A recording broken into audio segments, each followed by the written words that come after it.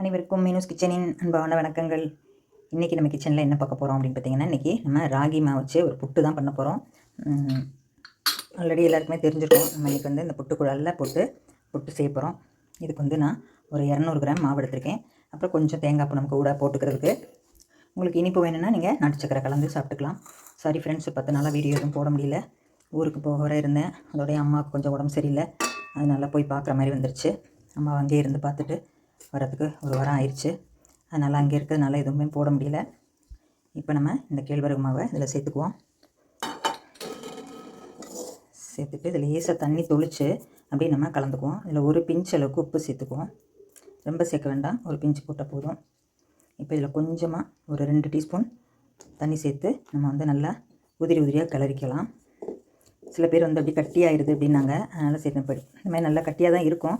நல்லா கை நல்லா அப்படி உதுத்து விட்டுட்டா நல்லா உங்களுக்கு இந்த மாதிரி ஈரப்பதத்தோடு இருக்கணும். அந்த மாதிரி செஞ்சுக்கலாம். ஆனால் புட்டு மாவு ரொம்ப குழன்னு வந்துடக்கூடாது. கொஞ்சம் ஈரப்பதமாக இருந்தால் தான் உங்களுக்கு புட்டு வேகிறதுக்கு நல்லாயிருக்கும்.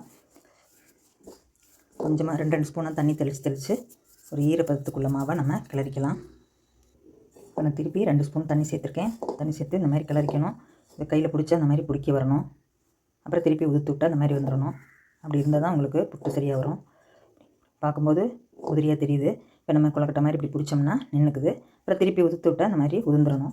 இதுதான் பதம். உங்களுக்கு இன்னும் வேணும்னா கொஞ்சமாக 1 ஸ்பூன் தண்ணி சேர்த்துக்கலாம். அதுக்கு மேலே சேர்த்திங்கன்னா மாவு கொலன்னு நம்ம ஈரமாவு அந்த மாதிரி வந்துடும். இதை நல்லா அப்படி உதுத்துக்கலாம். இல்லை இந்த சின்ன சின்ன கட்டிகள் இருக்கக்கூடாது அப்படின்னு நினச்சிங்கன்னா ஜல்லடையில் போட்டு ஜலிச்சிக்கலாம். இந்த மாதிரி சின்ன சின்ன கட்டிலாம் அப்படி உடச்சி விட்டால் உடஞ்சிரும். அப்படி இல்லை அப்படின்னா இதை ஜல்லடையில் போட்டு ஜலிச்சு எடுத்துக்கலாம். இப்போ நம்மளோட புட்டு மாவு நல்லா கிளறி வச்சு நான் ஜலிக்கலை. நீங்கள் ஜலிச்சிட்டிங்கன்னா இந்த சின்ன சின்ன கட்டியெல்லாம் இருக்குது போயிடும். மாவு ஒரே மாதிரி வந்துடும். இப்போ நம்ம புட்டுக்குள்ளாயில் இந்த தட்டு உள்ளே கொடுத்துருப்பாங்க. இந்த தட்டை நம்ம உள்ளே போட்டுக்கலாம். உள்ளே போட்டுட்டு தான் நம்ம மாவு போடணும். இப்போ நம்ம மாவு சேர்த்துக்கலாம். கொஞ்சம் மாவு, கொஞ்சம் தேங்காய் பூ அப்படி சேர்த்துக்கலாம். ரொம்ப நீங்கள் புட்டு மாவு ரொம்ப ப்ரெஷர் பண்ணிங்கன்னா உள்ளே அப்படி கெட்டியாக போய் அமுக்கிற மாதிரி கெட்டியாயிரும். இதில் கொஞ்சம் தேங்காய் பூ சேர்த்துக்குவோம். நான் புதுசாக தேங்காய் உடச்சி ஒரு மூடி திருவி எடுத்து வச்சுருக்கேன். இப்போ இதுக்கு மேலே இன்னும் கொஞ்சம் மாவு சேர்த்துக்குவோம். இந்த மாதிரி இருக்கணும் புட்டு மாவு உங்களுக்கு உதிரியாக. நான் சொன்ன மாதிரி இப்படி பிடிச்சா பிடிக்க வரணும். அப்புறம் உதுத்து விட்டால் உதிர்ந்துடணும். எப்படியும் கேப்பை புட்டு நமக்கு அரிசி புட்டு மாதிரி ரொம்ப உதிரியாலாம் வராது. அவிச்சு எடுத்தோன்னா கொஞ்சம் திக்காக தான் இருக்கும். மறுபடியும் கொஞ்சம் தேங்காய் பூ சேர்த்துக்கலாம்.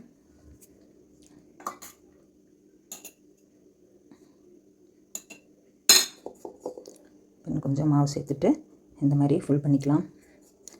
இது நீங்கள் இட்லி பாத்திரத்தில் கூட துணி போட்டு அவிச்சிக்கலாம். நான் அன்றைக்கி கேரளா போகும்போது வாங்கியிருந்தேன்னு சொன்னேன் இல்லையா புட்டுக்குலை. அதனால் இதில் பண்ணணும்னு ஆசையாக இருந்துச்சு. அதனால் இதை போட்டிருக்கேன். அப்புறம் ஃப்ரெண்ட்ஸ், நீங்கள் வீடியோ பார்க்கும்போது ஃபுல்லாக ஸ்கிப் பண்ணாமல் பாருங்கள். அப்புறம் சில சப்ஸ்கிரைபர் நான் 10 நாளாக வீடியோ போடலைன்னா கொஞ்சம் வெளியில் வந்துட்டாங்க. அந்த மாதிரி பண்ணாதீங்க. நீங்கள் கொடுக்குற ஊக்கம் தான் நான் என்னோடய வீடியோ போடுறதுக்கு எனக்கு ஊக்கமாக இருக்குது. எனக்கு நான் செய்கிறதுக்கு எனக்கு ஒரு சப்போர்ட்டிவாக இருக்குது. அதனால் தயவுசெய்து நீங்கள் சப்ஸ்கிரைப் பண்ணிவிட்டு வெளியில் போகாதீங்க. அதை பார்த்தோன்னே எனக்கு ஒரு மாதிரி சங்கடமாயிருச்சு. என்னடா நம்ம வீடியோ போடலைன்னொன்னே எல்லாம் வெளியில் போகிறாங்களே அப்படின்ட்டு.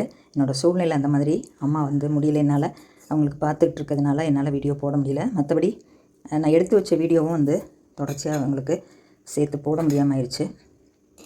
இப்போ நம்ம தேங்காய் பூ சேர்த்தாச்சு. உங்களோட சப்போர்ட்டில் தான் நான் இதை பண்ணிகிட்ருக்கேன். நீங்கள் கொடுக்குற ஆதரவுக்கு ரொம்ப நன்றி. தொடர்ந்து வீடியோ பாருங்கள். அப்புறம் ஆடி மாதங்கிறனால ஊருக்கு போகிறது, கோவிலுக்கு போனது அதெல்லாமே கொஞ்சம் இதுவாயிடுச்சு. இப்போ நம்ம ஃபுல் பண்ணியாச்சு. இப்போ நம்ம மூடி போட்டு மூடிடலாம்.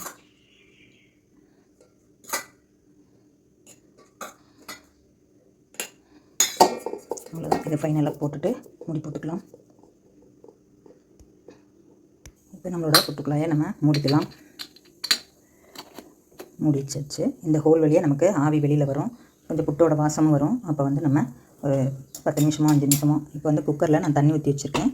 இதுக்கு நம்ம விசில் போடாமல் குக்கரை அப்படி மூடிட்டு இந்த தண்ணி சூடு வந்தோடனே இதில் கீழே இருக்க ஹோல் வழியாக நம்ம இதில் அட்டாச் பண்ணிட்டோம்னா அந்த ஆவி வரும்போது தண்ணி வேஸ்ட்டாக உள்ளே தான் கொதிக்கும். நீங்கள் வேறு ஏதாவது உள்ளே போடுறனா கூட உள்ளே போட்டுக்கலாம். இல்லை சும்மா ஃப்ரீயாக கூட அப்படி விட்டுடலாம். இந்த தண்ணி கொதி வந்தோடனே இங்கே ஆவி ஒரு 10 நிமிஷம் கழித்து நம்ம எடுத்துடலாம்.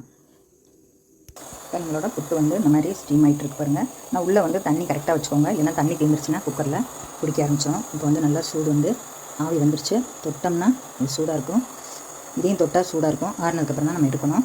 ஒரு மேக்ஸிமம் ஒரு 10 நிமிஷம் இல்லை ஒரு 8 நிமிஷம் அந்த அளவுக்கு வச்சா தான் புட்டு வேகும் உங்களுக்கு. இப்போ நம்மளோட புட்டு வந்து நல்லாவே வெந்துருச்சு, நல்ல வாசம் வந்துருச்சு. வாசம் வந்து ஒரு 2 நிமிஷம் இருந்துச்சு. இப்போ நான் அடுப்பு ஆஃப் பண்ணிவிட்டு இப்போ நம்ம அதை மெதுவாக ஹேண்டில் பிடிச்சி எடுத்துக்கலாம். நான் ஹேண்டில் கூட கொஞ்சம் சூடாக தான் இருக்கும், பார்த்து மெதுவாக எடுத்து கீழே வச்சுட்டு நம்ம ஆறுனதுக்கப்புறம் தான் ஓப்பன் பண்ணி பார்க்கணும். பாருங்கள் நல்லா ஆவி வருது பாருங்கள். நம்மளோட புட்டு நல்லா வெந்துருச்சு. இப்போ இந்த மாதிரி ஒரு குச்சி கொடுத்துருப்பாங்க. இந்த குச்சியை வச்சு இந்த ஹோல் வழியாக நம்ம உள்ளே தள்ளுனோம்னா அந்த தட்டு அப்படியே எடுத்துக்கிட்டு உள்ளே நமக்கு புட்டு வெளியே வர ஆரம்பிக்கும். இப்போ நம்மளோட சூடான கேழ்வரகு புட்டு ரெடி ஆகிடுச்சு பாருங்கள். சூப்பராக கொஞ்சம் நாட்டு சர்க்கரை சேர்த்து நெய் சேர்த்து அப்படியே சாப்பிட்லாம். வேணும்னா அப்படியே உதுத்து விட்டுடலாம். ஓகே ஃப்ரெண்ட்ஸ், இந்த வீடியோ பிடிச்சிருந்தா லைக் பண்ணி ஷேர் பண்ணி கமெண்ட்ஸ் பண்ணுங்கள். இது போல் நீங்களும் செஞ்சு பாருங்கள்.